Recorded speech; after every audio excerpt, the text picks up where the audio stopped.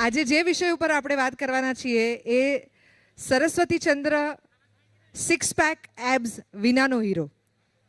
જેને ઓળખાણની જરૂર ન રહે એ વ્યક્તિની સફળતાનું માપદંડ જે છે એ માપદંડ પામી ગયું હોય એવું કહી શકાય. જય વસાવડા એટલે જેટલા કાઠિયાવાડીઓ અહીંયા બેઠા હશે એવું માનતા હશે કે આજનો ઇતિહાસ જ્યારે લખાશે ને ત્યારે એમાં એમનું નામ ચોક્કસ હશે. સૌથી વધારે જ્વલંત વ્યક્તિઓમાં એમનું સ્થાન હશે, જ્વલંત પેન સાથે. મારું નામ દેવકી છે. અત્યારે સરસ્વતીચંદ્ર સિરિયલ ચાલે છે ને એણે ખૂબ બધી ચર્ચાઓ જગાવી છે કે આવો તો સરસ્વતીચંદ્ર હોય જ નહીં, અને કેવી રીતે તમે આને સરસ્વતીચંદ્ર માની શકો કે જે આટલો મોડર્ન સ્ક્રીન ઉપર હોય, આવો મોડર્ન કપડાં પહેરતો હોય, મોડર્ન વિચારોવાળો હોય, અને તમે સિરિયલ બનાવવા માટે એની સાથે આટલા બધા ચેન્જીસ કેવી રીતે કરી શકો? એટલે સમય અનુસાર તમારી કથાઓના હીરોઝ જે છે શું એ બદલાવા જોઈએ? Let's begin from there.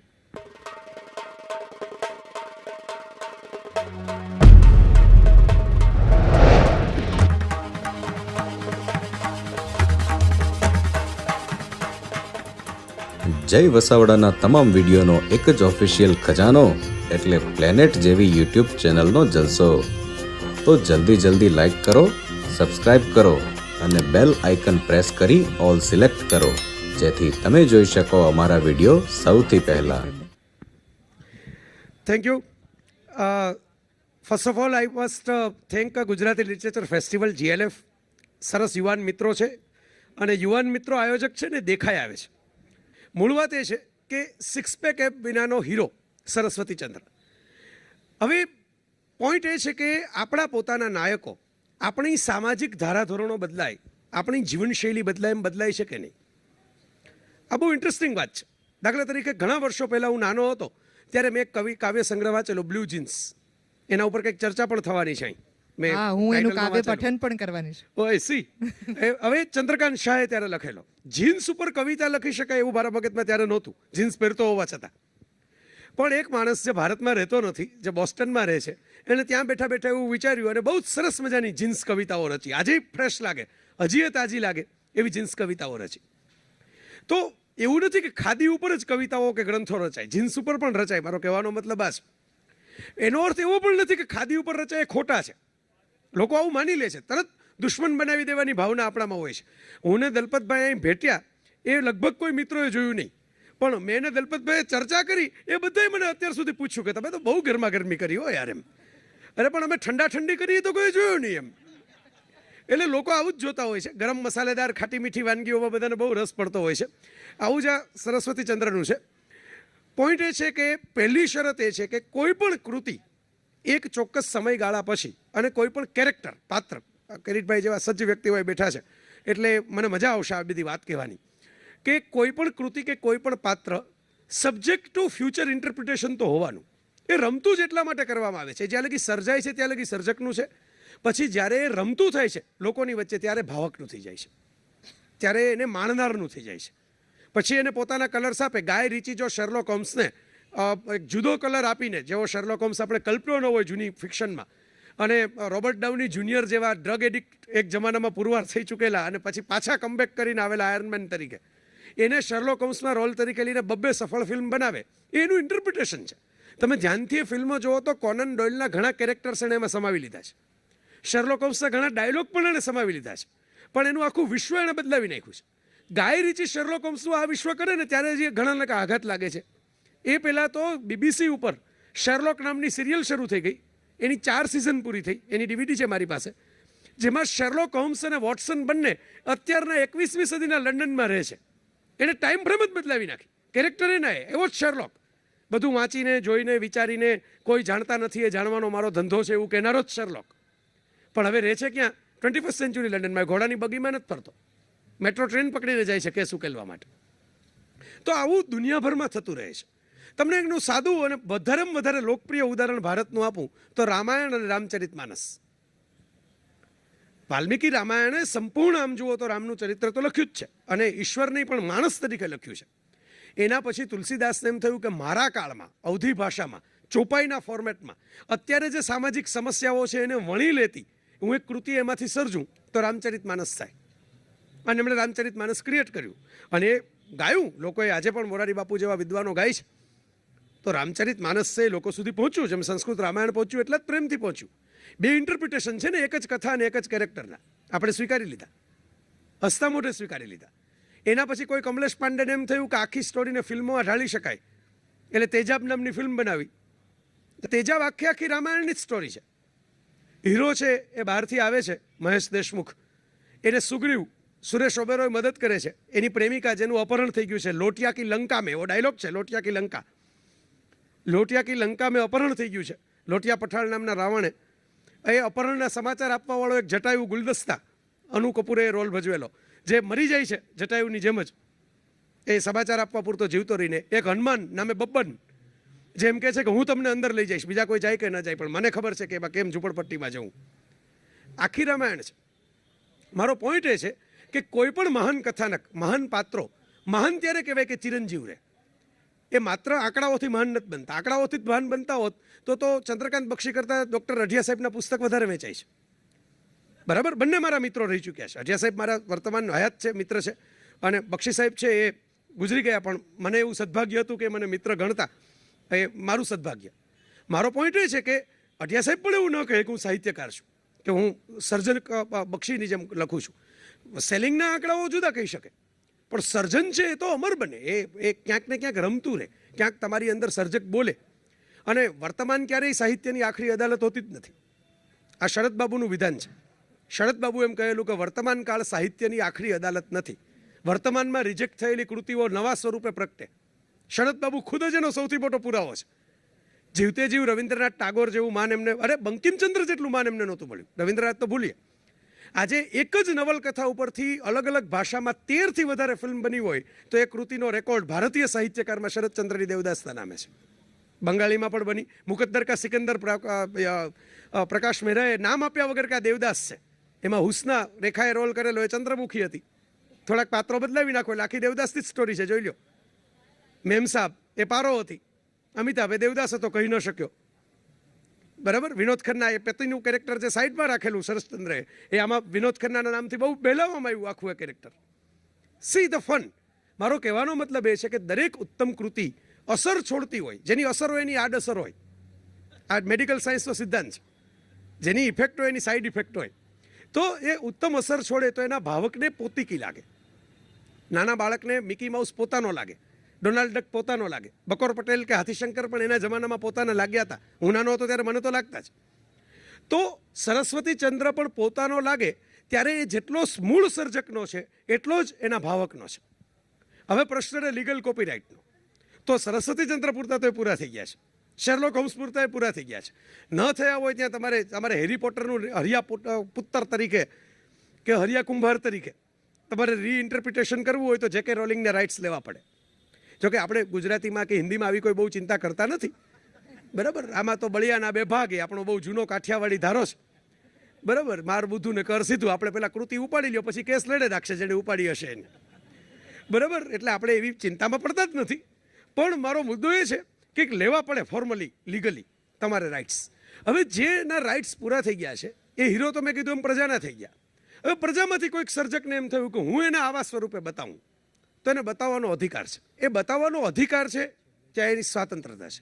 પોતાની રીતે એની મૌલિક અર્થઘટન કરે એની સ્વતંત્રતા છે.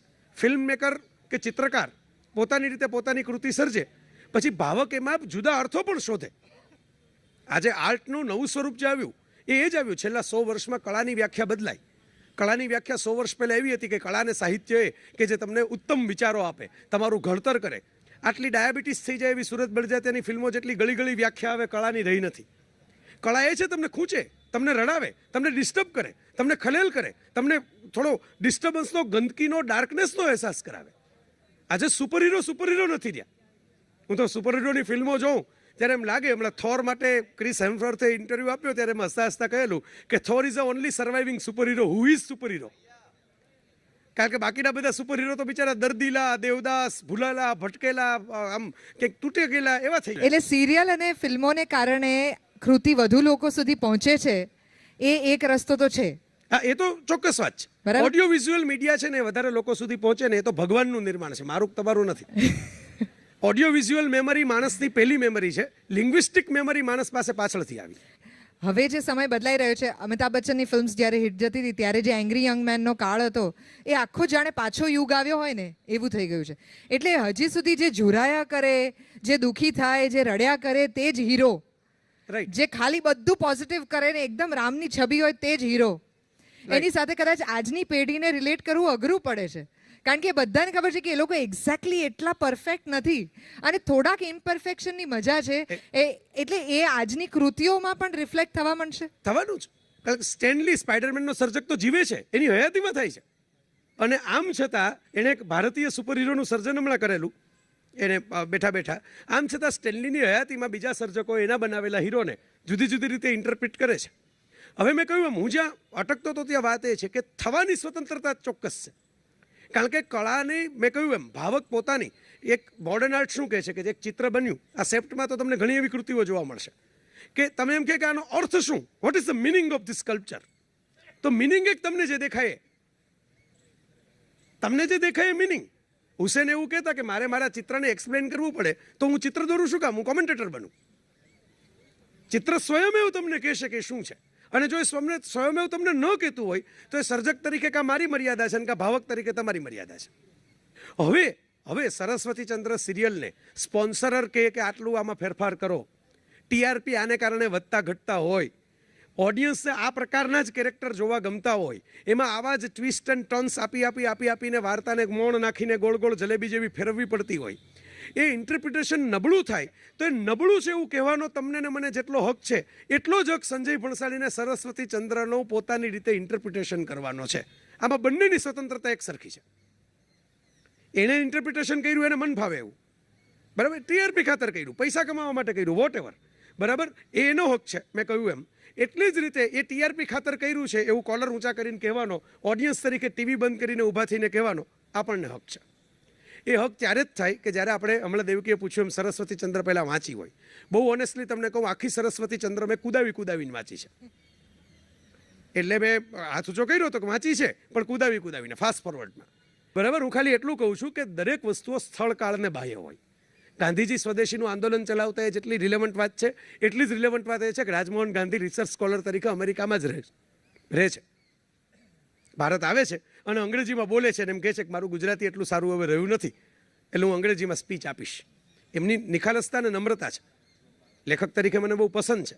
મારો કહેવાનો મતલબ એ છે કે ગુજરાતી ઓડિયન્સે પણ થોડુંક બદલાવવું પડે. ગુજરાતનો સર્જક બદલાતો નથી, આ ટ્રેજેડી છે. સવારે થોડીક ઝલક એ ચર્ચાની થઈ પણ ત્યારે વિષય જુદો હતો કે આપણો સર્જક છે એ બદલાતો નથી. ફરિયાદ બહુ કરે છે કે કંઈ વંચાતું નથી. એક સજ્જન બેઠા છે મારી સામે જ અત્યારે, ફરિયાદ કરવા માટે આવ્યા કે 500 રૂપિયા ખર્ચીને કોઈ કંઈ પુસ્તક લેતું નથી. એટલે મેં ત્યાં કુદરતી રીતે આ 500 રૂપિયાની બુક, આની 2 એડિશન પૂરી થઈ ગઈ, ત્રીજી હું પ્રિન્ટમાં આપીને આવ્યો છું. 500 રૂપિયા કે 250 રૂપિયા પ્રશ્ન નથી, લોકોને વેલ્યુ ફોર મની જોઈએ છે અત્યારે. એ અગાશીમાં જઈને 500 રૂપિયાની થાળી પણ ખાય અને આ ઊભા જસુબેનનો ભાખરીનો પીઝા પણ ખાય. એ 25 રૂપિયાની વસ્તુ ખાય ને 500 રૂપિયાની વસ્તુ પણ ખાય.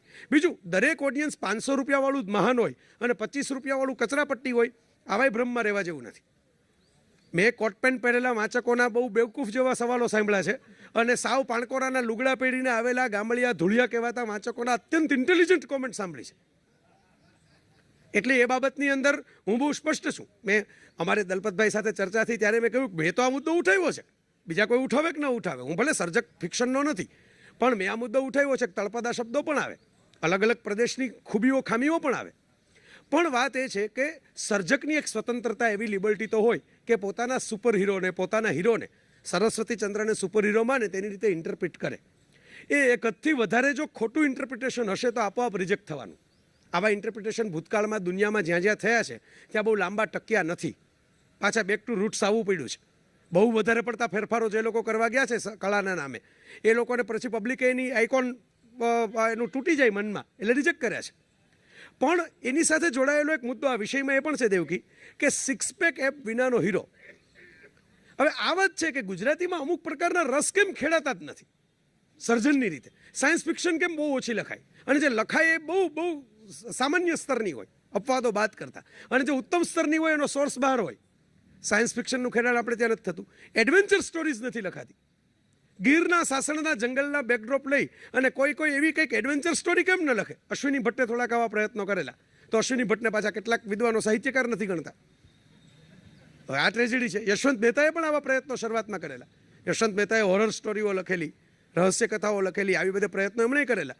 એમણે પાછા વિદ્વાનો છે એ પાછા નથી ગણતા. એટલે વિદ્વાનોને કોણ વિદ્વાન ગણે છે એ જ મારે જાણવું છે.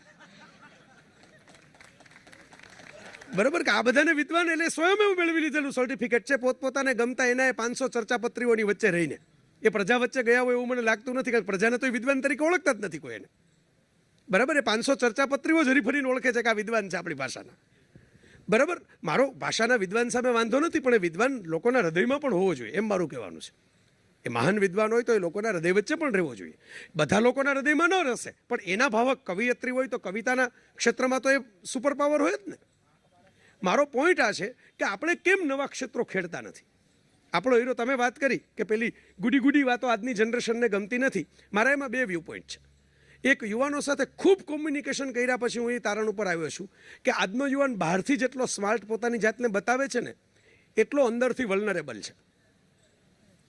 આપણે એવું માની લીધું છે કે એ બહુ સ્માર્ટ વાતો કરે છે, બ્રેકઅપ કરે છે, સરસ ટી શર્ટ પહેરે છે, બાઇકની કિક મારીને જતો રહે છે, અથવા તો બધી ફેશનની ને એવી જ વાતો કરે છે. એટલે અંદરથી બહુ જ આમ સ્ટ્રોંગ થઈ ગયો છે અને એને હવે કોઈ લાગણીઓ નડતી નથી, એવું નથી.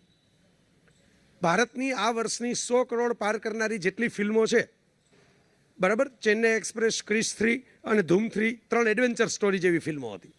એને બાદ કરતા જે ફિલ્મો હિટ ગઈ ભારતમાં, હે જવાની હે દીવાની, રામલીલા અને આશિકી 2, આ 3 ફિલ્મો ટ્રેજિક લવ સ્ટોરી છે. આમ જુઓ તો 3 ફિલ્મોમાં, હે જવાની હે દીવાનીમાં થોડોક છેલ્લે પોઝિટિવ એક સ્ટ્રોક આવે છે, પણ એક ટ્રેજેડી તો છે જ, ફાધરના જતા રહેવાની.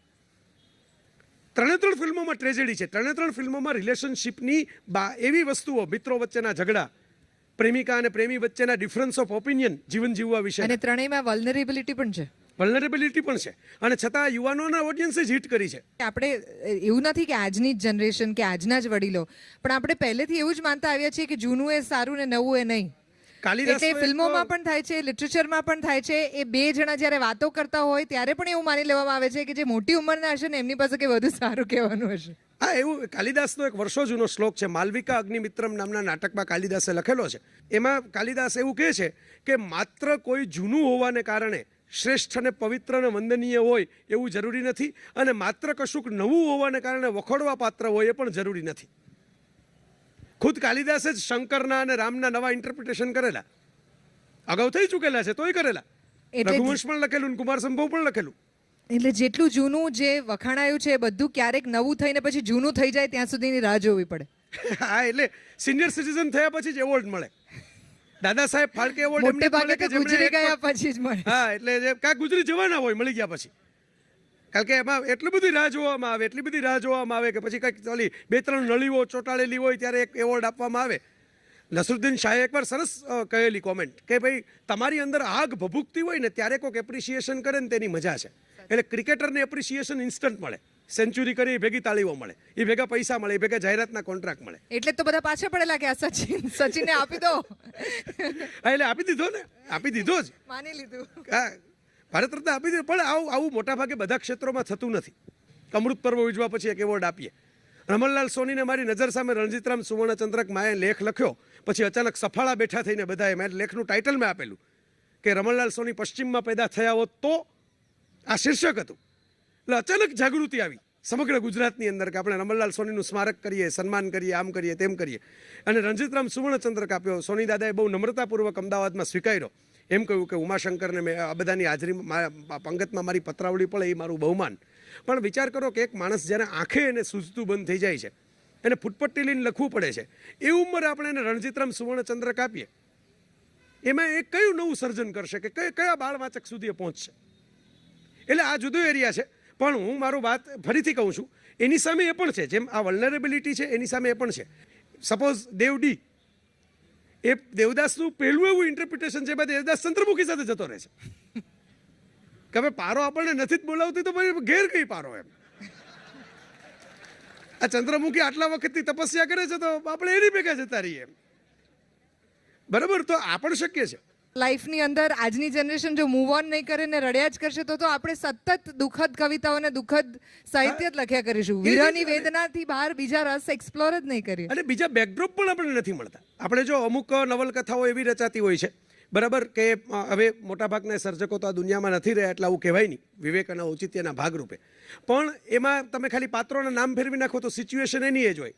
પહેલા જ ચેપ્ટરની અંદર એક બિઝનેસમેન હોય, એને એક રૂપાળી છોકરી એની ઓફિસમાં આવે, એ રહસ્યમય થોડીક હોય, બરાબર, એમ ચાલે રાખે. એવી 20-25 નવલકથાઓ એક ધારી ચાલે, બરાબર. અમુક વખતે એક વચ્ચે ગામડાનો ધારો ચાલ્યો હતો, તો બધું ગ્રામીણ જીવનમાં. ત્યારે સરસ્વતીચંદ્ર પેલું ઝેર તો પીધા જાણી જાણીનો આખો બેકડ્રોપ ચાલ્યો હતો કે બધા ચાલે. આમ જુઓ તો એ ખ્યાલ હશે બધાને કે ઝેર તો પીધા જાણી જાણી એ એન્ટીથોટ છે સરસ્વતીચંદ્રનો. છોડ દે સારી દુનિયા કિસી કે લીએ મુનાસિબ નહીં આદમી કે લીએ. એટલે તમારે ભાગીને જ છૂટવાનું, તમારે ફેસ કરવાની છે તમારી જીવનમાં બનેલી રિલેશનશિપના પ્રોબ્લેમને. એ ત્યારે દર્શકે વાત મૂકેલી. એટલે આવું થતું આવ્યું છે. પણ પછી આપણે બેકડ્રોપના એટલા પ્રેમમાં પડી જઈએ છીએ અમુક કેરેક્ટરના. મને ઘણીવાર થાય અમુક પ્રકારની ડાર્કનેસ આપણી વાર્તાઓમાં અપવાદો બાદ કરતા, હું જ્યાં બોલું એમાં હાસ્યાની જગ્યા ખુલ્લી રાખજો. એટલે મને આમાં એવા સજ્જ ભાવકોનું ઓડિયન્સ છે, હું બધાના ચહેરા જોઉં છું કે જે 5 મિનિટમાં મને ઊભા થઈને એમ કહી શકે કે આ મેં એક વાર્તા વાંચી છે, એમાં આમ નહીં આમ હતું. એટલે કહું છું કે હાસ્યાની જગ્યા જુદી રાખજો. પણ મેઇન સ્ટ્રીમમાં મોટા ભાગે નવી ડાર્કનેસ નથી આવતી, એક અત્યારના ફેસીસ નથી આવતા. શહેરમાં રહેનારા જીવનના ચંદ્રકાંત બક્ષીએ શહેરમાં રહેતો હીરો બનાવ્યો. આ બક્ષીનું એક ઇન્ટરેસ્ટિંગ પ્રદાન લાગે મને. હશે એની પહેલાં થયો હશે પણ આટલા ફોર્સફુલી નહીં થયું હોય. ફોર્સફુલી ચંદ્રકાંત બક્ષીએ સિટીમાં રહેનારો હીરો, શહેરમાં રહેતો હીરો, કે એનો હીરો છે પેલી ભીડભાડ વચ્ચે રહેતો હોય, ટ્રાફિકના હોર્નના અવાજો સાંભળીને જીવતો હોય. આવી વાત કરી. આવા જેણે વોઇસ કર્યો એ ક્યાંક પડઘાયો, ક્યાંક સ્વીકારાયો, ક્યાંક લોકોએ એની ચર્ચા કરી. અહીં હું એક વાત એ પણ મૂકી દઉં કે ચર્ચા સાહિત્યનું બહુ મહત્વનું અંગ છે. ચર્ચા થવી જોઈએ. ઓપન હાઉસ મેં કહ્યું એમ આપણે બને એટલી ઝડપથી કરવું છે. એનું કારણ પણ આ છે, સાહિત્ય ઇન્ટરેક્ટિવ હોય, ભાવક અને સર્જક બંને વચ્ચેનો એક ફ્લેક્સિબલ સંબંધ હવે બંધાય છે હવેના યુગમાં. હું તો એવું ભવિષ્ય જોઉં છું કે આજથી 30 વર્ષ પછી લખવાની કળા રહેશે કે નહીં એમાંય મને શંકા છે. લખવાની કળા રહેશે કે નહીં, લખાશે, સાહિત્ય સર્જન થશે, લિટરેચર રહેશે, પણ પેન અને કાગળ કદાચ રહે કે નહીં એમાં મને શંકા છે. બરાબર ભાઈ, તમે કાગળ પેન લઈને ક્યારે છેલ્લે કંઈ લખ્યું? સહી, ચેક અને બજારમાંથી લેવાના શાકભાજીની ચિઠ્ઠી સિવાય.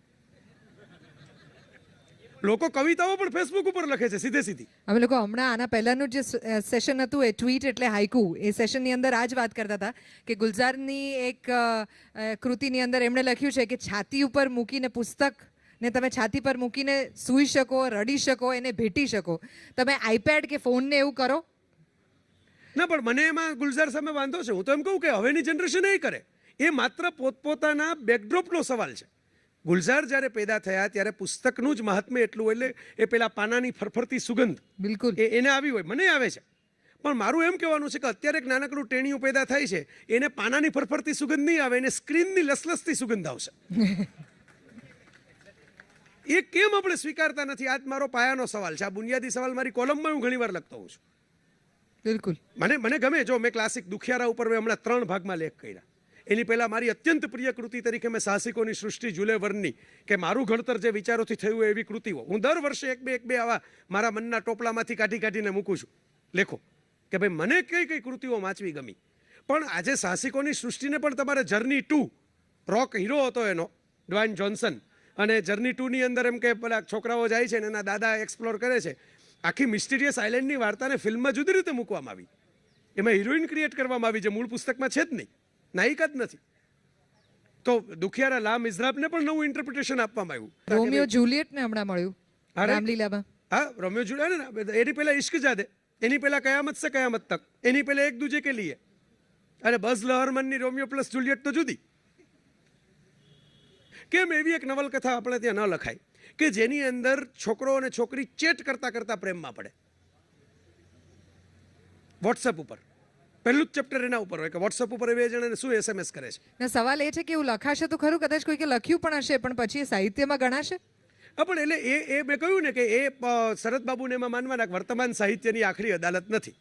વિન્સેન્ટ વાન ગોગના ચિત્રોને ઘણા લોકોએ ચિત્રો નહોતા ગણ્યા, ગાલિબની ગઝલોને ઘણા લોકોએ ગઝલ નહોતી ગણી, શેક્સપિયરના નાટકોને ઘણા લોકોએ નાટક નહોતા ગણ્યા, નરસિંહ મહેતાની પદાવલીઓ જ્યારે નરસિંહ મહેતાએ રચી ત્યારે નરસિંહ મહેતાને એવો અનુભવ નહોતો કે MA વિથ ગુજરાતી થવા માટે કમ્પલસરી ભણવી પડશે.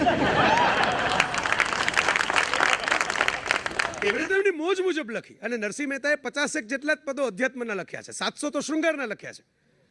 પણ આપણે ઓલા 50 અધ્યાત્મને એટલા બધા ઘૂંટીએ છીએ, ખુદ મહેતાજી ના નથી પાડી ગયા, દામોદર કુંડમાં વહાવી નથી ગયા, તોય પાછા આપણે એમ કહીએ કે ના ના એ એનું નહીં, એમ એ તો પછી એનો વિકાસ થઈ ગયો. પણ તો એનો વિકાસ થયો એ આ તબક્કા પછી થયો ને, તો એ તબક્કો બીજા લોકોને જીવનમાં આવે એ તો આપણે સ્વીકારતા જ નથી. એટલે આવી વાત, આવા પ્લોટ કેમ એમ કે એક ત્રાસવાદ, એક ગુજરાતને સ્પર્શતો મુદ્દો નહોતો. ત્રાસવાદના પ્રશ્નો ગુજરાતને નડ્યા જ છે ને ભૂતકાળમાં, તો ત્રાસવાદ ઉપર એક થ્રિલર કેમ ન લખાય? સૌમ્યભાઈ નાટક કરે છે, કવિતાઓ કરે છે. શિશિર રામાવતે પ્રયત્ન કરેલો, કેતન મિસ્ત્રીએ પ્રયત્ન કરેલો, નથી થયા એમ હું નથી કહેતો. પણ સામે પક્ષે આપણું ઓડિયન્સ પણ છે ને, એને ઓલા અધ્યાપકો અને શિક્ષકોએ હથોડા મારીને એવું બનાવી દીધું છે કે આને જ કવિતા કહેવાય, આને જ અર્થ વિસ્તાર કહેવાય, આને જ. અભિજાત જોશી જ્યારે મર્મભેદ લખીને ગયા એ એટલું ફેમસ નહોતું થયું જેટલું એમની મુન્નાભાઈની સિરીઝ ફેમસ થઈ છે. ને આપણે એ જ અમદાવાદીઓ છીએ કે જે મુન્નાભાઈ માટે 300 રૂપિયાની ટિકિટ ખર્ચીને પણ જોવા જવા તૈયાર છીએ.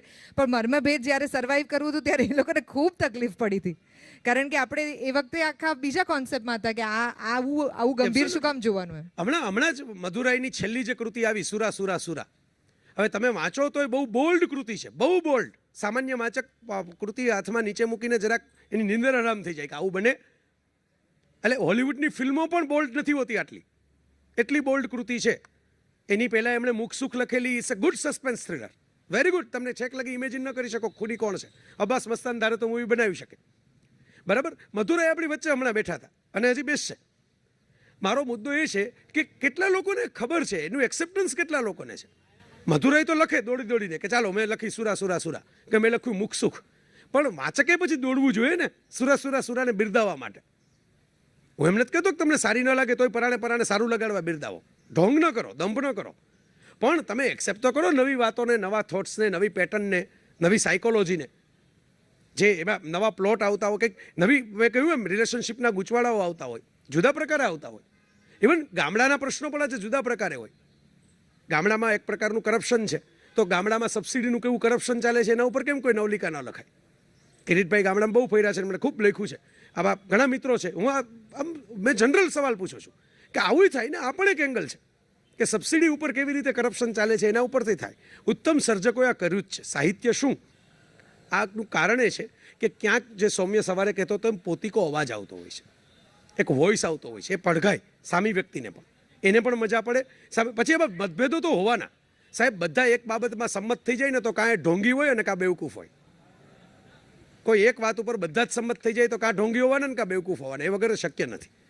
ડિસ્કશન થાય. પછી લોકો શું કરતા હોય છે, ડિસ્કશન નથી કરતા, પોતાનો મત તમે માનો એટલે વાહ તમે બહુ સુધરેલા, બહુ સારા. મારે ફેસબુક ઉપર આ વાતનો અનુભવ છે કે એ પોતાની વાત મૂકવાની હું ફૂલ સ્પેસ આપું એને, ઓપન વોલ છે, પ્રાઇવસી સેટિંગ જ નથી. પછી એમ કે તમે પણ મારી વાત સ્વીકારી લ્યો તો તમે ઉત્તમ.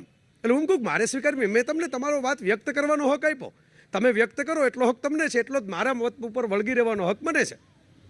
આવા કોઈ હક તમારે અત્યારે એક્સેસ કરવા હોય તો તમારી પાસે અત્યારે ઓપન હાઉસ છે કે જેમાં અરે રાત જુએ છે બાબો.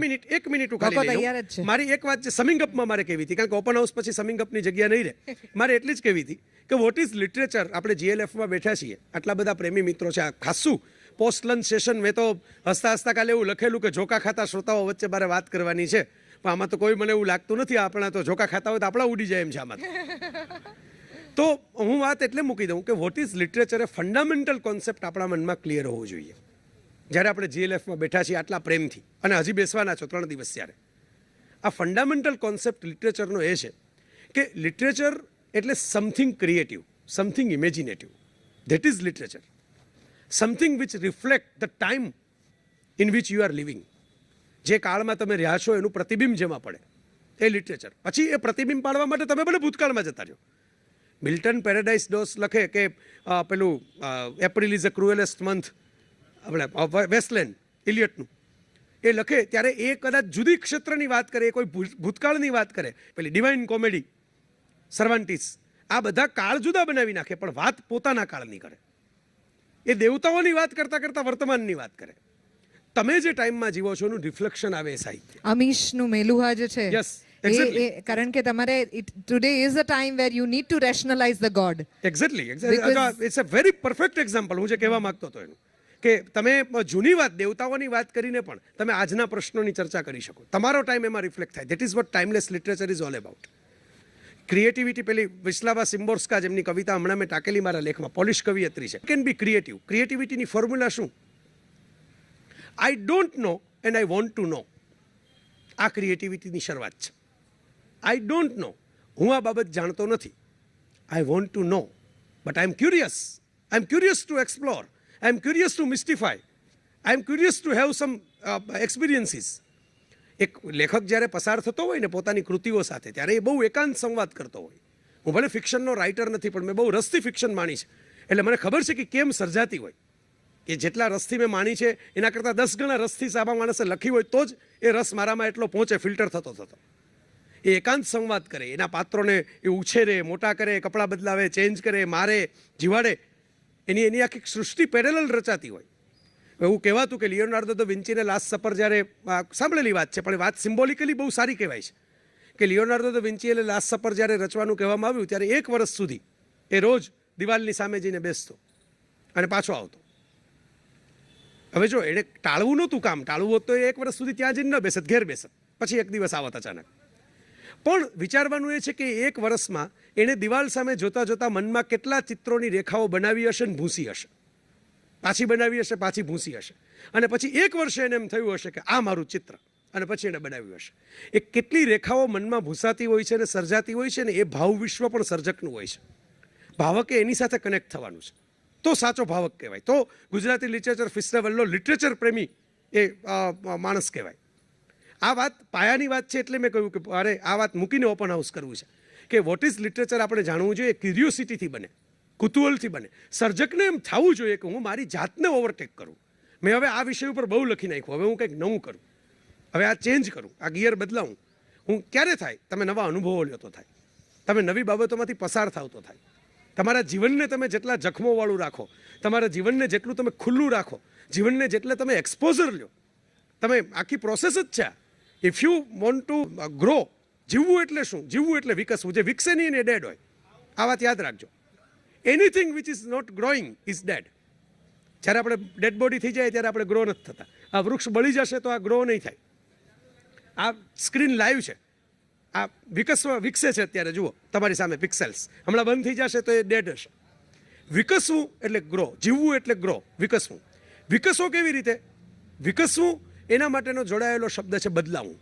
જે બદલાય જ વિકસે. નિત્ય બદલાય, જો બદલાય છે પિક્સેલ્સ, વાત બદલાય છે, વાતાવરણ બદલાય છે, નિત્ય બદલાય એ વિકસે. બદલાવાનો અર્થ શીખવું. તમે બદલાય ત્યારે જ શકો જ્યારે તમે નવું શીખો છો. શીખવાનો અર્થ એક્સપ્લોર એન્ડ એક્સપોઝ. એક્સપ્લોર કરો અને એક્સપોઝ કરો. I feel, I express, therefore I am. કોઈ પણ ક્રિએટિવ માણસ આ કહી શકે. આ મેં મારા ટ્વિટર ઉપર મૂક્યું છે, રેને દેકાર્તમાં થોડો સુધારો કરીને, કે I feel, I express, therefore I am. તો આ આખી પ્રોસેસ છે, આખી સાયકલ છે. અને છેલ્લે એના માટે શું કરવું પડે? You have to keep your self open for the new thoughts, new experiences and new challenges. આ સાહસની વૃત્તિ છે ને આપણા ધંધાદારી ગુજરાતી વાચક અને ધંધાદારી ગુજરાતી લેખક બંનેમાં ઓછી છે. લેખકને એમ થાય છે કે હું આ સાહસ કરવા જાઉં તો બહુ વેચાશે નહીં. આવું ન કરાય. જેએસ કે એવું ટાઇટલ રાખું અને વૈષ્ણવ મિત્રો નારાજ થઈ જશે અને કૃષ્ણનું પુસ્તક નહીં ખરીદે તો, એમ બીવે. પ્રીત કીએ સુખ હોય એવું કરીને મીરાબાઈની પંક્તિમાં ફેરફાર કરી નાખવું અને પ્રેમ ઉપર પુસ્તક લખ્યું, બીવે, ડરે છે લેખકો. એને કોમર્શિયલ હેતુ નહીં. એટલે ગુજરાતમાં આ સ્ટેગ્નન્ટ થાય છે પેલો પૈસાવાળી વાતને કારણે. અને સામે વાચકે બીવે છે કે આપણા 250 રૂપિયા ક્યાં યાર, નવી કોઈ દેવકી કોઈ કે લખ્યું છે કે કવિતાનું પુસ્તક, કોણ દેવકી, કોણ આરતી, આપણે ઓળખતા નથી, આપણે ક્યાં 250 રૂપિયામાં બગાડવા? જે ચાલે છે એ ચલાવો ને એમ. બિલકુલ. ઓલું જૂનું બહાર પડ્યું ચીજ કલેક્શન 2 વસાવી લ્યો ને આપણી લાઇબ્રેરીમાં. તો તમારે સાહેબ ચેલેન્જ લેવાનું સાહસ નહીં કરવો, વાચક તરીકે અને સર્જક તરીકે. ત્યાં સુધી 6 પેક એપ વગરનો હીરો સરસ્વતીચંદ્ર રહેશે. Thank you. કે વાત જે થઈ હતી કે તળપદું હોય કે સમગ્ર ગુજરાત હોય આખું, એના માટે એક ન્યુટ્રલ વસ્તુ છે જે ગુજરાતનું પાઠ્યપુસ્તક. અને ફેક્ટ તો એ છે કે તમે ગમે ત્યાં જાઓ આખા ગુજરાત પૂરતું, સૌથી પહેલામાં પહેલું કોઈ સાહિત્ય કોઈના હાથમાં આવે તો એ ગુજરાતીનું પાઠ્યપુસ્તક છે.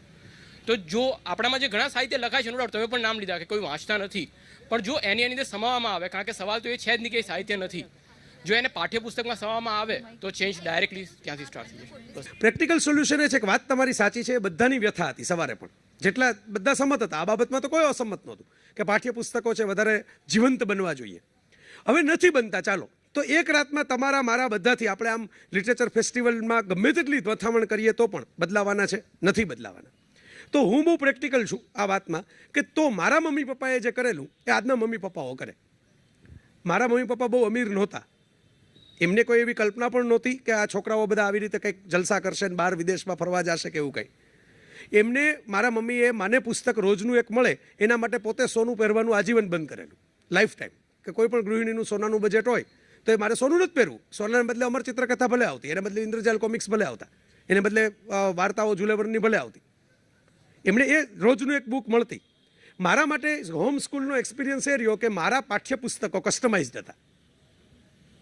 આપણે એવું માનીને બેઠા છીએ કે જે સરકાર ભણાવે એ જ પાઠ્યપુસ્તક આપણું પાઠ્યપુસ્તક છે. બરાબર છે, ચાલો તમે ભણવા બેઠા છો, સ્કૂલમાં તમને ભણાવે છે ને તમે બેઠા છો ને તમે ભણો છો, પણ સ્કૂલની બહાર નીકળીને તમને ગમતું મેગેઝિન વાંચતા કોણ રોકે છે? સ્કૂલની બહાર નીકળીને તમને ગમતું પુસ્તક વાંચતા કોણ રોકે છે? તમે નાનું બાળક છો તો મમ્મી પપ્પાને ગુટકાના બજેટ કરતા અને લગ્નસરામાં પહેરવાની સાડીઓના ફોલના બજેટ કરતા તો કમસે કમ પુસ્તકોના બજેટ સસ્તા જ છે. એટલા બજેટના પુસ્તકો લેતા કોણ રોકે છે પોતાના બાળકો માટે? હું એટલું જ કહું છું કે એક સામાન્ય મજૂર પાસે ગુટકા ખાવાનું બજેટ છે, એક સામાન્ય ગૃહિણી પાસે એક એવું બજેટ છે કે પોતાની લગ્નસરાની અમુક સાડીઓ રાખીને બચાવે. મારી માએ નથી બચાવી એટલે મને ખબર છે, હું તમને સરા જાહેર કહું છું. એની પાસે કોઈ એવી મહાન સાડી નહોતી અને કોઈ એવું સોનાનું એક ઘરેણું નહોતું, પણ એણે મને ઘડ્યો જે રીતે એ સાક્ષી છે. એટલે હું કહું છું કે આ શક્ય છે, ઇટ ઇઝ પોસિબલ. હવે આ જ કરવું પડશે. જો ગુજરાતમાં કેટલીક મૂર્ધન્ય સંસ્થાઓ છે એ પણ લિટરેચરના કાર્યક્રમો કરે જ છે, તો એના કરતાં મને મોરારી બાપુ અસ્મિતા પર્વ કરે એ કાર્યક્રમમાં માણવાની વધારે મજા આવે, કારણ કે આ મિત્રો બહુ મળે. એ ટીવીમાં તો દેખાય એ પ્રવચનો થયા. હું ટીવીની વાત નથી કરતો, હું નીચે બધા જે બેઠકો કરીને જમાવટ કરતા હોય ને એની વાત કરું છું. આ GLF થયો, પેરેલલ પ્રયત્ન થયો ને. આપણે એમ કહીએ કે આમાં આમ નથી થતું, આમાં આમ નથી થતું, પેરેલલ કરો ને. આ પ્રકારના જે સમારંભો થતા હોય છે એના ડિફરન્સમાં તમે આજે જ જોઈ શકો કે તમે ઓડિયન્સમાં તમને કાળા વાળ વધારે દેખાશે. હા, ધેટ્સ ટ્રુ. અને એ ત્યારે જ શક્ય છે કે જ્યારે, અને એ કમ્પ્લેન તો જ બંધ થઈ શકે જો ધોળાવાળ તરફથી વાર્તાઓ કાળાવાળ સુધી જાય. એટલે જેટલા લોકોને કમ્પ્લેન છે કે બધા સિનિયર સિટીઝન્સ જ આવે છે, એ લોકોએ તો પોતાનો રસ જાળવ્યો છે, પણ એમણે પોતાની નેક્સ્ટ જનરેશનમાં એ રસને ટ્રાન્સફર કરવો પડે. એના માટે નેક્સ્ટ જનરેશનમાં એમણે રસ લેવો પડે. આપણા મોટા ભાગના સિનિયર સિટીઝન નવી જનરેશનના કદાચ પૈસા ઇન્વેસ્ટ નહીં કરે ને ખાલી પોતાનો એટલો સમય ઇન્વેસ્ટ કરશે. મને યાદ છે મારા મા બાપ મારા માટે વાર્તાઓ જે છે ને એ કમ્પોઝ કરીને, એનેક્ટ કરીને, ટેપ રેકોર્ડરમાં રેકોર્ડ કરીને રાખતા કે જે વારંવાર પ્લે કરીને હું સાંભળી શકું બાળપણમાં. એટલે જેમાં થિયેટર પણ હોય, જેની અંદર મ્યુઝિક પણ હોય, અને એ મારા મા બાપનું ઇન્વેસ્ટમેન્ટ મારી અંદર હતું. એટલે એ વાર્તાઓ જ કહેવાનું, અત્યારે તમે તો વાંચવાની વાત કરો છો, કહેવાની જ બંધ થઈ ગઈ છે. બેડ ટાઈમ સ્ટોરીઝ જેમાંથી I am sure you would have grown up on that, I have grown up on it. Jaybhai, Saraswatichandra તમે લખો તો સરસ્વતી ચંદ્રને કુમુદની પાસે રાખો કે કુસુમની સાથે રાખો? Can you justify? I think this question means કે હીરો હોય છે કે રાઇટર હીરો હોય છે? મારો પર્સનલ વ્યૂ તો એવો છે કે પ્રભાત ધન મુજ સ્વામી સાચા એવું જ ગાયે રાખવાનું ન હોય છોકરી હોય. બરાબર, એ મારો બહુ પર્સનલ વ્યૂ છે. બરાબર, પણ મને તમે પૂછો તો એવું જરૂરી નથી કે હું કુમુદની પાસે જ રાખું. બરાબર, પણ આ મારો પર્સનલ વ્યૂ છે. ગોવર્ધન રામ શું કરવા માગે એમાં હું નાક ખુસાડું એવું જરૂરી નથી. હમણાં જ જયભાઈ સાથે ને અંકિતભાઈ સાથે આ જ પ્રશ્ન થયો કે જે વાતો આપણે કરીએ છીએ કે આપણે સાહિત્યના પ્રેમીઓ છે, તમારા મમ્મી પપ્પા કે જયભાઈને, અમે બધા તમારા જેવી પેઢીને અમે આપીએ છીએ. એના બાળકો અત્યારે ઇંગ્લિશ મીડિયમમાં આપણે બધા માનીએ છીએ, પણ આજના બાળકોની વેદના એ છે, અને અમારા જેવા ગ્રાન્ડ પેરેન્ટ્સની કે પેરેન્ટ્સની, કે બાળકોની શિક્ષણ પ્રથામાં જ ઇંગ્લિશ મીડિયમનો વાંધો નથી, પણ એટલો બધો બોજ બિનજરૂરી જે પાઠ્યપુસ્તકોમાં જે માહિતી છે એનો બોજથી બાળક એટલું બધું મુરઝાઈ જાય છે કે એને વાંચવું હોય છે, મા બાપ એને પ્રેરણા કરતા હોય છે, એનું વલણ કેળવાયેલું હોય છે, પણ એની પાસે સમય જ નથી. હવે એનો ઉપાય આપણી શિક્ષણ પ્રથા, આપણે બધા સેમિનાર્સ કરીએ છીએ, આપણે બધા ચર્ચાઓ કરીએ છીએ, પણ જે બાળકની જે વેદના છે કે એને વાંચવું છે, મારી જ ફેમિલીની વાત કરું કે મારા જેવા જે સાહિત્ય પ્રેમીઓ બધાને તો એનો કોઈ જે મૂળમાં જે છે કે જેના માટે આપણે કરીએ છીએ કે નવી પેઢીની તમે બધા નવી પેઢીના કાળા વાળવાળા છો, એમના છોકરાઓ એ ઇંગ્લિશ મીડિયમમાં ભણે છે, મારો અનુભવ છે. તો એ ઇંગ્લિશ મીડિયમમાં ભણતા બાળકોને સ્કૂલોમાં એવું વાતાવરણ મળતું નથી. અમુક સ્કૂલો એવી છે કે જો હિન્દી કે ઇંગ્લિશ સિવાય બોલે તો ગુજરાતી બોલે તો એને પનિશમેન્ટ થાય છે. આ મારી વેદના છે. ગુજરાતી બરાબર છે. પ્રેમી તરીકેની એક ચિત્કાર છે એમ કહું તો ચાલે. ના બરાબર છે, હું એમાં તો સમજ એનો છું. ઉપાય આપણે બધા ભેગા થઈને કરીએ. આપણે કરી ના શકીએ તો જે લોકો ઓથોરાઇઝ છે એ લોકો કરે. પણ એ ત્યારે જ થાય કે જ્યારે કલેક્ટિવ વોઇસ આવે. કલેક્ટિવ વોઇસ કોણ આપણે લાવશે? ત્યાં એવું થાય છે કે આ બધી કોણ વેદનાઓ લાવશે? છે ને કાર્યક્રમોના પ્રશ્નો પૂરતી જ રહી જાય એ છે. જ હું કહું છું કે બરાબર, વાદ વિવાદ એક સાથે 500 જણા પણ કોઈ ઓફિસની સામે ઊભા રહી ગયા હોય આના માટે, એવું મેં દ્રશ્ય હજી જોયું નથી. બાળકને વાંચવું છે. આપણે અરવિંદ કેજરીવાલમાં જોયું કે જો લોકો કલેક્ટિવ વોઇસ રેઝ કરે તો ક્યાંક કમસે કમ ભલે કોસ્મેટિક ગણો તો કોસ્મેટિક ફેરફાર તો થયો ને.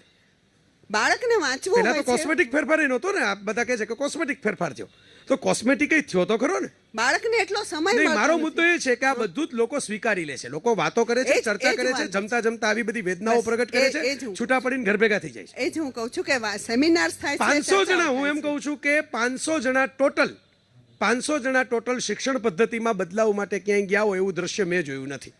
તો કોણ કરશે? પરીક્ષાના પ્રશ્નો માટે, જોડાણના પ્રશ્નો માટે, પગારના પ્રશ્નો માટે લોકો આંદોલનો કર્યા છે. પદ્ધતિના પ્રશ્નો માટે કોઈ આંદોલનો કર્યા હોય એવો એક કિસ્સો મારી યાદમાં આવતો નથી. જ્યાં લગી કલેક્ટિવ વોઇસ રેઇઝ ન થાય ત્યાં લગી જગતમાં કાંઈ બદલાય નહીં. એટલી બધી બિનજરૂરી માહિતીઓ. જ્વાળામુખીના 5 પ્રકાર મેં હમણાં જ અંકિતભાઈ સાથે વાત કરીને જઈ કે જ્વાળામુખીના 5 પણ પ્રકાર હું એને સમજ છું, શીખવાના પણ મેં હોય. જવાબ તમારી આપ્યો એ તમારી વાત વાસ્તવિક સાચી છે, એ તમારી વાત સ્વીકારે છે કે બિલકુલ સાચી છે. પણ જો તમને જેન્યુઅનલી એવું લાગતું હોય તો આપણામાંના જેટલા લોકોને લાગે છે એમણે જે અવાજ ઉઠાવવો પડશે. અમે તો હા, કરીએ. એટલે શરૂઆત તમારાથી જ નહીં, કરો. એમાં એવું નથી કહેતો. હું એમ કહું છું કે આઈ એમ સેઇંગ કમસે કમ 500 જણા ભેગા થઈને કોઈ મુદ્દા ઉપર કલેક્ટિવ વોઇસ રેઝ કરે ને ત્યારે જ ચેન્જ આવે. એકલા વોઇસનો અવાજ સંભળાય, ચીસ સંભળાય, તમે ચિત્કાર બોલ્યો ને ચિત્કાર સંભળાય, પણ ચિત્કાર ઉપર એક્શન ન થાય. આટલું જ મારું કહેવાનું છે. એક્શન ત્યારે જ થાય જ્યારે આપણે કલેક્ટિવલી વોઇસ રેઝ કરીએ. હવે એ આપણે ત્યાં એટલા માટે નથી થતું કે આપણે ચર્ચાશુરી પ્રજા છીએ. એ જ હું કહું. સમગ્ર ભારતની વાત કરું છું, એકલા ગુજરાતની નહીં.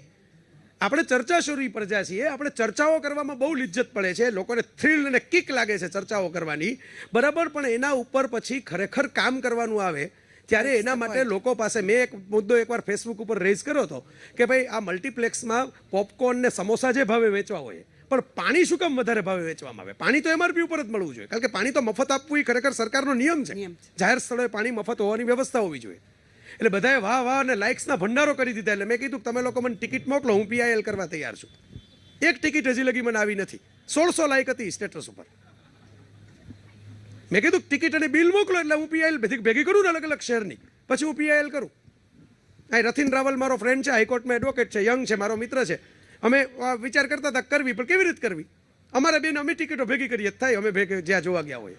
એટલે અમે અમારો પ્રોટેસ્ટ કર્યો ગાંધીજી જેવો કે આપણે પાણી બોટલ ખરીદીને નહીં પીવાનું, ભલે તરસ્યા જવાનું, પણ 50 રૂપિયાનું પાણી નહીં પીવાનું. બોટલ નહીં વેચે ભાવ ઓછા થશે. તો અમુક જગ્યાએ થઈ ગયા આવા અમારા જેવા વિચાર વોટર કર્યા બેગ છે. લઈને જવાનું. તો મારું સાથે. કહેવાનો મતલબ એ છે કે કોઈકે આ શરૂ કરવું પડશે એક્શનમાં, ડિસ્કશનથી આગળ. વર્ષો પહેલાં સરસ્વતીચંદ્ર લખાયું, ગોવર્ધન નામે લખ્યું, એની ખૂબ વાહવા થઈ અને સારી રીતે બધા સાહિત્યકારો અત્યાર સુધી એને બિરદાવતા ગયા. આજે જ્યારે ટીવી ઉપર એ સિરિયલ ચાલે છે, એ સિરિયલમાં આમ છે તેમ છે એવા બધા વાતો કરે છે, પ્રેક્ષકો જોનારાઓ બી વાતો કરે છે. સાહિત્યકારો એના વિશે કંઈ લખતા નથી કે પ્રેક્ષકો એના વિશે કંઈ કરતા નથી. એટલે શું આપણે એ માન્યતાઓ જે સરસ્વતીચંદ્ર વિશે ગોવર્ધન રામે લખેલી, અગર તો ગોવર્ધન રામનું લેખન હતું, એના માટે આપણને હવે નીચે લેવલે પણ આ તો મારા ખ્યાલથી સીતાનું હરણ થઈ ગયું રામાયણ પૂરી થઈ ગયા પછી. કારણ કે આના ઉપર તો આખી મેં 35 મિનિટ ચર્ચા કરીને, બહુ વિગતે ચર્ચા કરીને, તમામ પાસાઓ લઈને ચર્ચા કરી, બરાબર. એટલે આ ચર્ચા રેકોર્ડિંગ આપ સાંભળી લેશો તો એનો જવાબ એમાં લગભગ 35 મિનિટ લાંબો છે. બિલકુલ. સર, મારો ક્વેશ્ચન આના આગળના ક્વેશ્ચનને રિલેટેડ જ છે કે આગળનો ક્વેશ્ચન હતો કે એજ્યુકેશન થ્રુ તમે સાહિત્યને વધારે લોકો સુધી પહોંચાડી શકો, પણ તમને એવું નથી લાગતું કે અત્યારે ઇન્ડિયા કે ગુજરાત જે બી પ્રોબ્લેમ ફેસ કરી રહ્યા છે તેમાં પોવર્ટી કે એજ્યુકેશન એ સૌથી મોટો પ્રોબ્લેમ છે? તો એજ્યુકેશન પહેલાં બી વધારે લોકો સુધી કે જે એકદમ પુઅર બાળકો છે એ લોકો સુધી સાહિત્ય કઈ રીતે પહોંચી શકે? એના માટે કોઈ Right. સોલ્યુશન? આ બહુ ઇન્ટરેસ્ટિંગ સવાલ છે. દાખલા તરીકે ચાર્લ્સ કન્સે જ્યારે પોતાની કથાઓ લખી ત્યારે મિલમાં કામ કરનારા, ડોકયાર્ડ ઉપર કામ કરનારા છોકરાઓ અને બાળકોને એના હીરો હતા. ટોલ્સ્ટોએ જ્યારે પોતાની કહાનીઓ લખી, ટોલ્સ્ટોય તો જમીનદાર હતા, ટાગોર પણ જમીનદાર હતા. તો એ લોકોએ જે વાર્તાઓ લખી એ હેવનોટ્સની લખી, ભૂખ્યાજનોની લખી, વંચિતોની લખી. હવે ત્યારે જે વંચિતો માટે એમણે જે કહાનીઓ લખી એ સાહિત્યમાં, એ વંચિતો તો વાંચી જ નહોતા શકતા, અડધાને તો અક્ષર જ્ઞાન નહોતું કે વાંચે. ડિકન્સે જે સમાજ માટેનું સાહિત્ય લખ્યું એ દુનિયાભરમાં પ્રચલિત થયું, પણ ડોકયાર્ડમાં બેઠેલો મજૂર વાંચી શકે એમ હતું જ નહીં. આ પેલી આર્ટ ફિલ્મો જેવું છે કે આર્ટ ફિલ્મો જે વર્ગ માટે બની એ વર્ગ તો પાછો મનમોહન દેસાઈની ફિલ્મ જોવા માટે પૈસા ભેગા કરતો, બરાબર. એટલે એનો એક પાસું આ છે. એટલે સાહિત્ય છે એ એના સુધી પહોંચે એ હેતુ નથી હોતો સાહિત્યનો. આપણે એક વાત સમજી લઈએ કે સાહિત્યનો મૂળ હેતુ શું હોય છે. સાહિત્યનો હેતુ દર વખતે સમાજમાં સુધારા થઈ જાય એ નથી હોતો, એ એક્ટિવિઝમનો હેતુ છે, એ કર્મશીલોનો, રાજકીય પ્રક્રિયાનો, પોલિટિકલ પ્રોસેસનો હેતુ છે. સાહિત્યનો હેતુ હોય છે રિફ્લેક્શન. હા, યસ, એ બાય પ્રોડક્ટ છે. વેરી ગુડ ચીનુભાઈ, મને તમે તો બહુ મદદ કરો જ છો, અમે લખીને બધા જેવું યંગસ્ટર્સને, બરાબર. પણ આ જો સરસ મદદ કરી કે એ બાય પ્રોડક્ટ છે. વિક્ટર હ્યુગો કે મોપાસા કે કશુંક સર્જે અને ફ્રેન્ચની રાજ્યક્રાંતિ ઉપર એની અસર થાય તો એ રાજ્યક્રાંતિ એ બાય પ્રોડક્ટ છે. પણ સાહિત્યનો હેતુ એવો હોય છે કે પોતે, મેં કહ્યું ને, I feel, I express, therefore I am. એ જે ફીલ કરે એને માની લો કે આ વંચિતોની વેદના અસર કરે તો એ ભલે બે ઘોડાની બગીમાં ફરતો હોય, પણ એને જો અસર કરી જાય તો એની હૃદયમાંથી કોઈ કવિતા નીકળે, અને નીકળી હોય તો બીજાના દિલ સે નીકળી તો દિલ તક પહોંચેગી, બીજાના હૃદય સુધી પહોંચે. પણ એટલે કોઈ સાહિત્યકાર કે સાહિત્ય કૃતિ સીધી ગરીબ બાળકો સુધી પહોંચીને એનું કલ્યાણ કરી નાખે એવું બનવાનું નથી ને બનશે પણ નહીં. હા, એની વ્યથા એ બીજા લોકો સુધી પહોંચાડે સાહિત્ય કૃતિથી, અને એ વ્યથાથી જનજાગૃતિ આવે અને જનજાગૃતિની ચેતના ફેલાય, જે ગાંધી યુગમાં થયેલું, અને એને કારણે પેલા ગરીબ બાળકોનું, જેમ ચીનુ કાકાએ સરસ શબ્દ આપી દીધો, બાય પ્રોડક્ટ, એમ બાય પ્રોડક્ટ તરીકે થાય એ શક્ય છે. પણ સાહિત્ય સર્જક છે એ પોતે જે અંદર સંવેદે છે, એની અંદર એક ઉભરો આવે છે, એક એનો ગર્ભની પ્રસૂતિ જેવી વાત છે. એને ચેન ન પડે.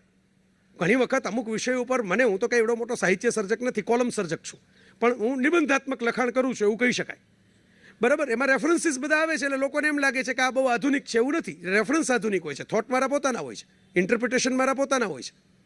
પણ એવું થાય કે રાતના 2 વાગે પણ ચેન ન પડે, તમને એમ થાય કે ઝટ પેલા કાગળ ઉપર ઉતારી દઉં, નીતર આ વિચાર જતો રહેશે, નીતર આ વાત મગજમાંથી નીકળી વાઇપ આઉટ થઈ જશે. આ સર્જન પ્રક્રિયા છે. એટલે કલ્યાણ અને નિસ્બત છે એની બાય પ્રોડક્ટ છે, પણ એ માત્ર એનું ઇન્સ્પિરેશન કે એની પ્રેરણા નથી. હવે એવું બની શકે, એક ઉમેરો કરીને વાત પૂરી કરું, એવું બની શકે કે એ બાળકો સુધી સાહિત્યની સમજ પહોંચે એના માટે કશાક પ્રયત્નો થાય, અને કરે છે, ઘણા લોકો કરે છે. ઘણી પ્રવૃત્તિઓ એવી ગુજરાતમાં પણ થઈ છે, ગુજરાતની બહાર પણ થઈ છે, દુનિયાભરમાં થઈ છે, કે જે સરસ વાંચે. એન્ડ્રુ કાર્નેગી આખા અમેરિકાને આમ જોવું તો વાંચતા કર્યું કહેવાય, કારણ કે સૌથી વધારે લાઇબ્રેરી માટે એણે ફાઉન્ડેશન શરૂ કર્યા, અને પછી રોકફેલરે ઝીલી લીધી આખી વાતને. પણ એન્ડ્રુ કાર્નેગી એવું કહે છે કે એક લશ્કરના રિટાયર્ડ કર્નલ છે, એણે વાંચવા માટે પોતાની લાઇબ્રેરી કામ કરનારા મજૂર બાળકો માટે રાતના ખુલ્લી રાખતા, કે તમારા 400-500 પુસ્તક મારી લાઇબ્રેરીમાં પડે છે, આ મજૂર બાળકો આવીને વાંચે. આ પેલો મજૂર બાળક તરીકે ત્યાં ગયો હતો 2 પૈસા કમાવા. એ રાતના ત્યાં વાંચતો ને વાંચતા એ વિચારે ચડ્યો ને એમાંથી એને બધું સૂઝ્યું ને એને છેલ્લે પછી એમ સૂઝ્યું કે વાંચવા પછી મારા વ્યક્તિત્વનું ઘડતર થાય તો મારા દેશનું પણ ઘડતર થવું જોઈએ. એટલે એણે દુનિયાના નંબર 1 અબજપતિ બન્યા પછી એણે જેન્યુઇન એક પ્રોસેસ શરૂ કરી લિટરરી મૂવમેન્ટ માટે સપોર્ટની. પણ કેવી પ્રોસેસ? હું મારી આત્મકથા જીવનકથા લખી નાખું, કારણ કે હું મોટો શેઠિયો છું, એટલે 5 લેખક ભાડે રાખીને લખાવું અને પછી એ લખાવીને લોકો સુધી પહોંચાડું, એ પ્રોસેસ નહીં.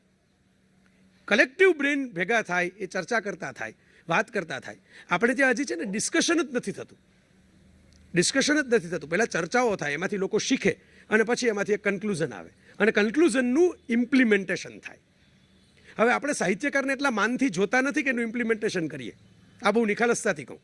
આપણે ત્યાં ઓલી શુંસા પૈસા ચાર ને રખે ને ભાઈ તમે માસ્તર હો ટાઈપની જે મેન્ટાલિટી છે ને, એમાં લોકો બહુ એટલા આદર આપે, પ્રેમ કરે, માથે ચડાવીને ફેરવે. પણ કોઈ સાહિત્યકાર ઊભો થઈને એમ કે આ તમારી પોલિસીમાં ગડબડ છે, આ ફેરવવી જોઈએ, તો લોકો એમ કે તમને શું ખબર પડે, એમાં તમે ચોપડા ફાડો. આવું તમને દેશી ભાષામાં કહું છું, જે મનમાં રિસ્પોન્સ હોય લોકોને, બરાબર. એટલા સિરિયસલી હજી આપણે લેવાના પણ બાકી છે આપણા સાહિત્યકારોને.